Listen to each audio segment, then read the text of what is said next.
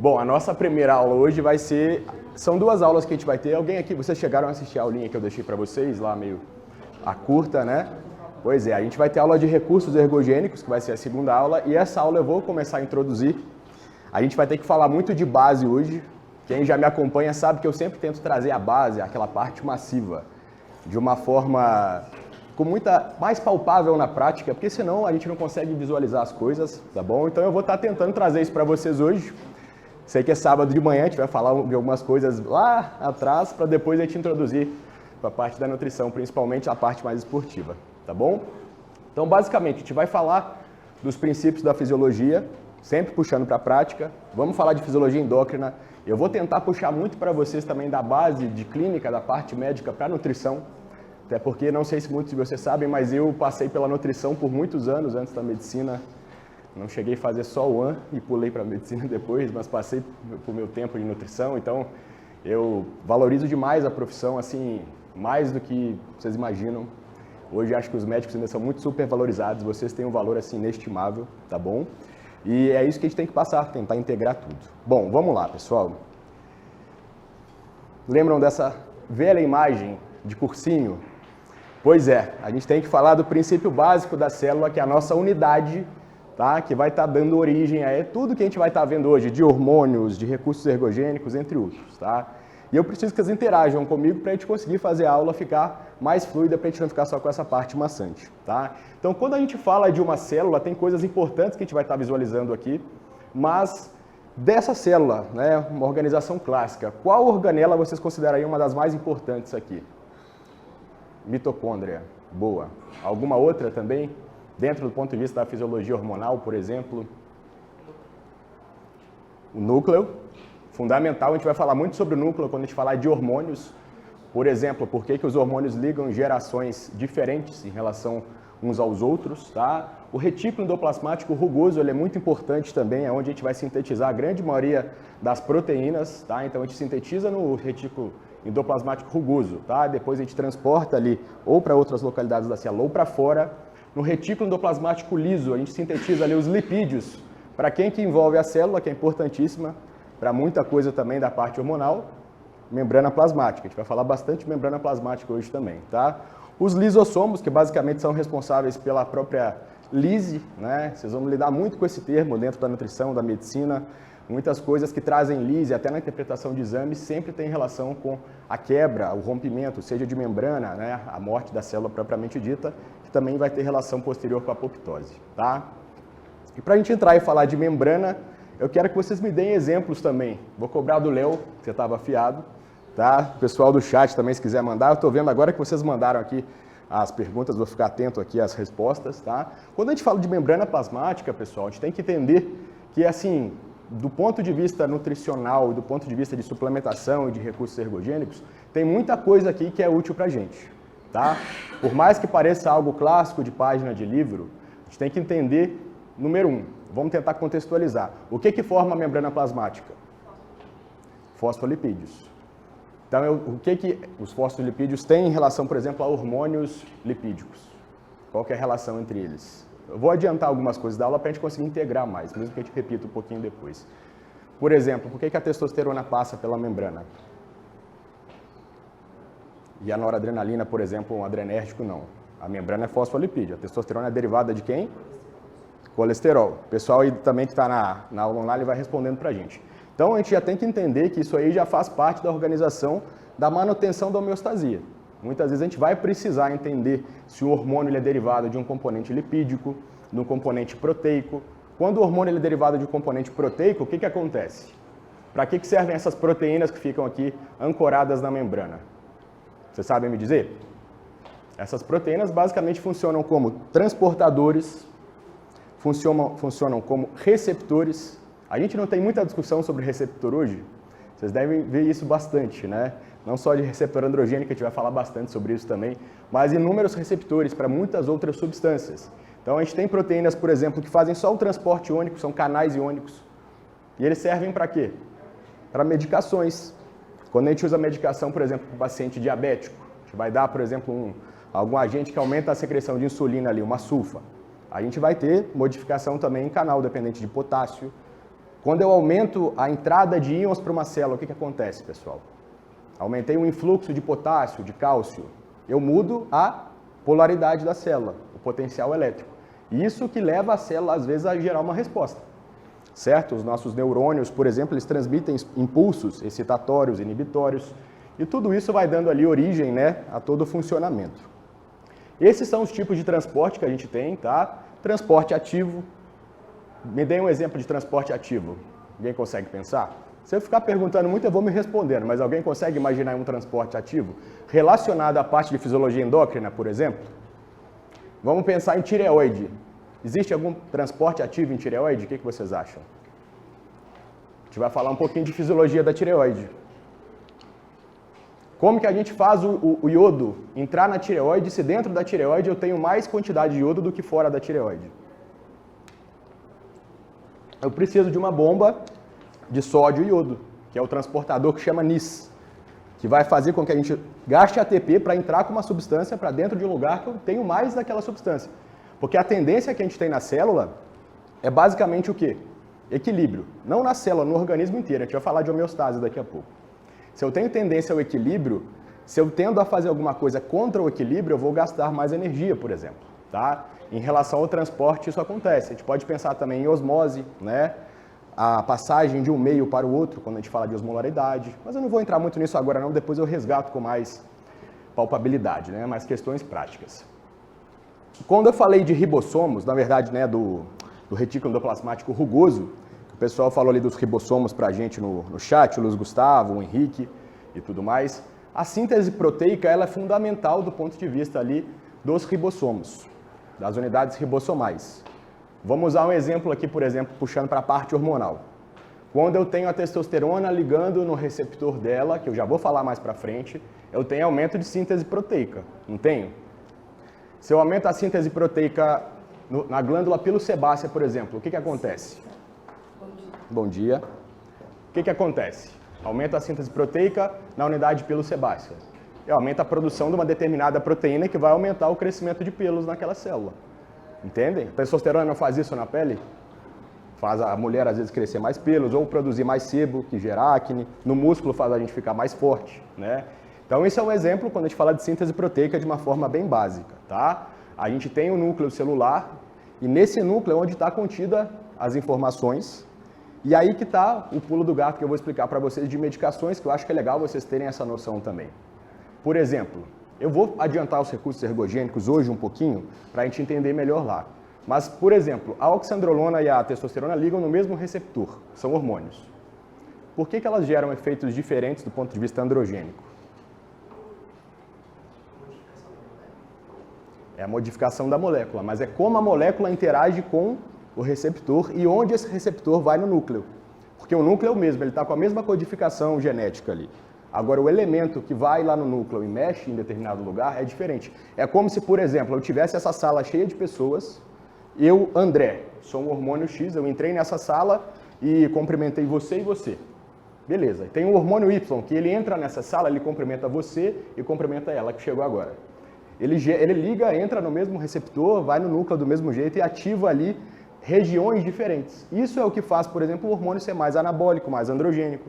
Tá? Entre outras moléculas também, não estou falando só de hormônio androgênico em si, estrogênios também, outros hormônios que a gente vai discutir mais à frente. Tá bom? O Oziel perguntou se eles competem pelo mesmo receptor. Oziel, eu vou pedir para você guardar essa pergunta para a gente quando a gente for discutir sobre testosterona e receptor, que eu vou falar mais aprofundadamente disso. Tá? A gente vai discutir sobre upregulation, downregulation, então temos um dia cheio aí pela frente, tá, pessoal? Bom, a gente ainda está na introdução.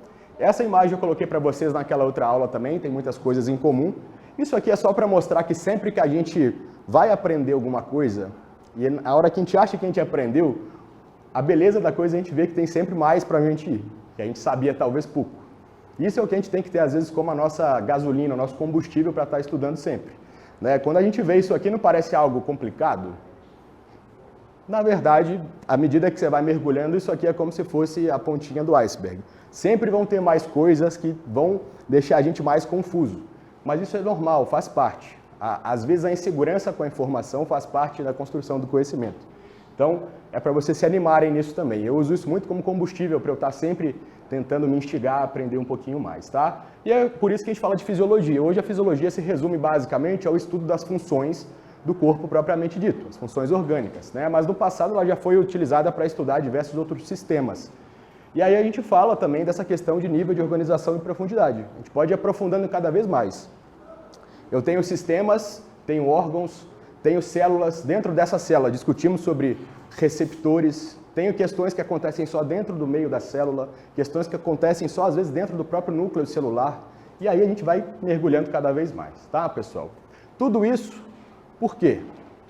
Por exemplo, hoje eu estou de pé aqui. Vou confessar para vocês uma coisa, eu estou há 48 horas sem dormir. Pois é, mas eu estou de pé. Não sei até quando, mas eu estou de pé. Então, o que acontece? O nosso organismo, ele sempre tenta manter o equilíbrio. Se você tem uma necessidade frente a uma alteração, você vai tender a tentar ficar em equilíbrio.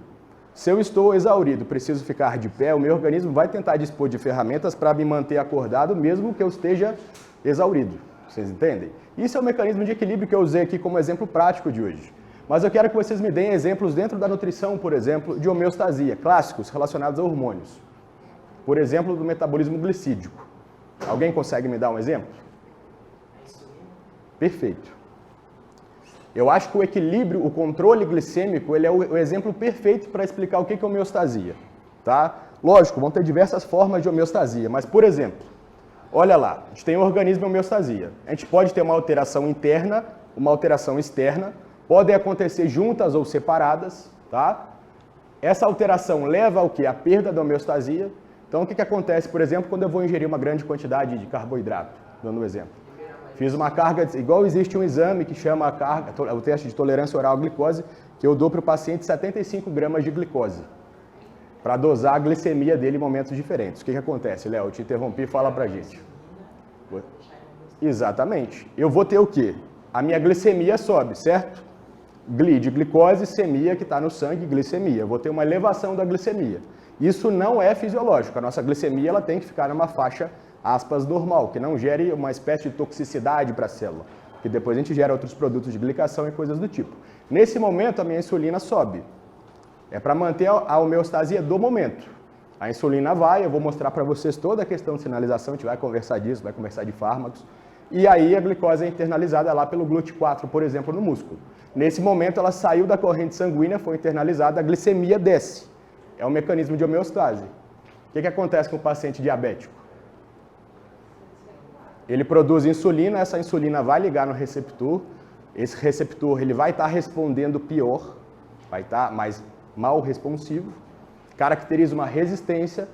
Como que eu compenso? Antes de ficar diabético, eu começo a produzir mais insulina.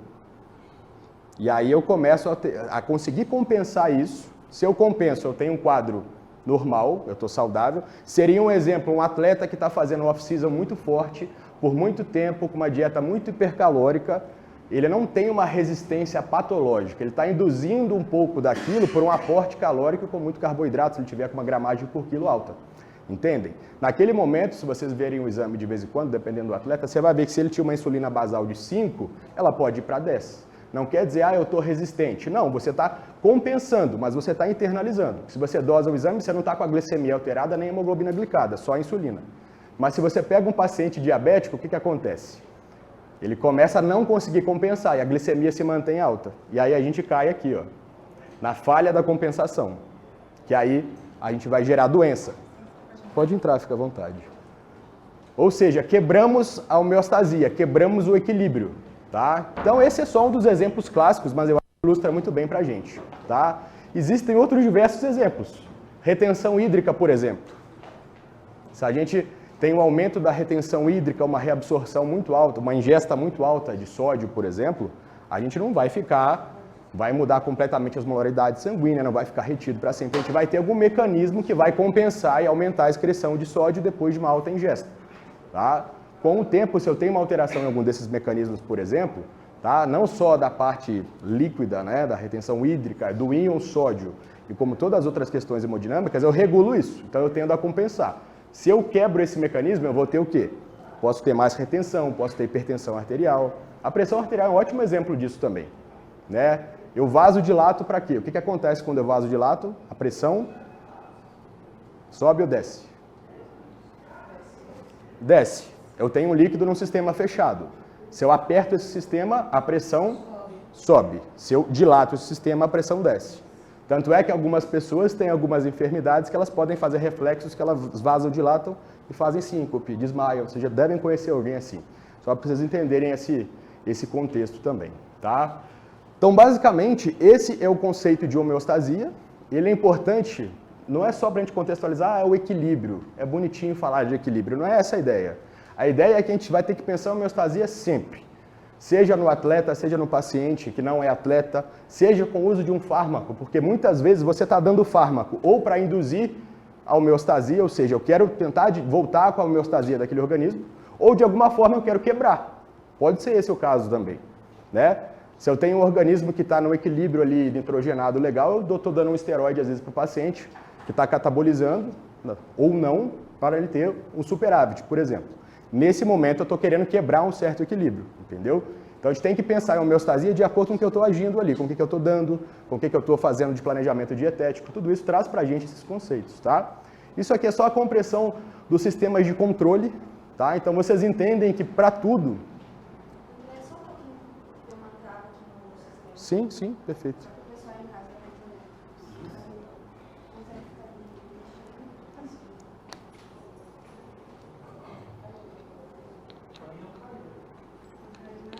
Aqui tá, parece que está indo. Pede para o pessoal dar um feedback no chat. Então, pessoal, vocês entendem que para eu ter homeostasia, eu preciso ter um mecanismo de controle. E cada órgão, sistema, tecido tem um mecanismo de controle. Vou dar um exemplo de novo para vocês, puxando para o lado dos ergogênicos. O que acontece quando eu uso testosterona exógena, sem ter deficiência? O LH e o FSH ficam o quê? Eles caem. Isso é um mecanismo de detecção, por exemplo. Quando a minha pressão arterial cai, eu tenho um mecanismo que chama baroreceptor, que ele detecta que eu tive uma queda pressórica, libera a noradrenalina para fazer aquilo que eu falei de vasoconstrição. Então são mecanismos que levam a homeostasia, mas são mecanismos de controle. Eu tenho que ter um sinal de entrada, por exemplo, o centro integrador e um sinal de saída, que eu coloquei aqui para vocês. Isso é válido para tudo e sempre que a gente estiver estudando um sistema, tentando entender ele, tentando aliar a farmacologia, eu tenho que entender como funciona o sistema de controle, tá? Isso é importante, só para dar um exemplo. A nossa visão, eu tenho que ter um sinal de entrada, sinal luminoso. Lá no cérebro, esse sinal luminoso é convertido numa imagem. Por exemplo, estou vendo vocês aqui agora. Esse sinal tem que voltar, entendeu? Para eu entender e interpretar essa imagem. Só estou dando um exemplo também, tá? Se eu tenho algum tipo de defeito, problema no meio do caminho, eu vou ter uma resposta falha. Tá? Então, por exemplo, vamos voltar lá para falar de glicose, insulina, né? O sinal de entrada nesse caso poderia ser o quê? O aumento da glicemia. O centro integrador, nesse caso, não seria o cérebro. Seria o quê? Quem que detecta, por exemplo, o aumento da glicemia para liberar a insulina? Qual órgão, pessoal? O pâncreas, né? Se eu tenho diabetes mellitus do tipo 1, o que acontece no meu pâncreas? Eu tenho falha de célula beta-pancreática. Então, o meu centro integrador, nesse contexto, ele não consegue responder. Então, eu não vou ter o sinal de saída, que seria a liberação da insulina. E aí eu não tenho a resposta e não levo a homeostasia.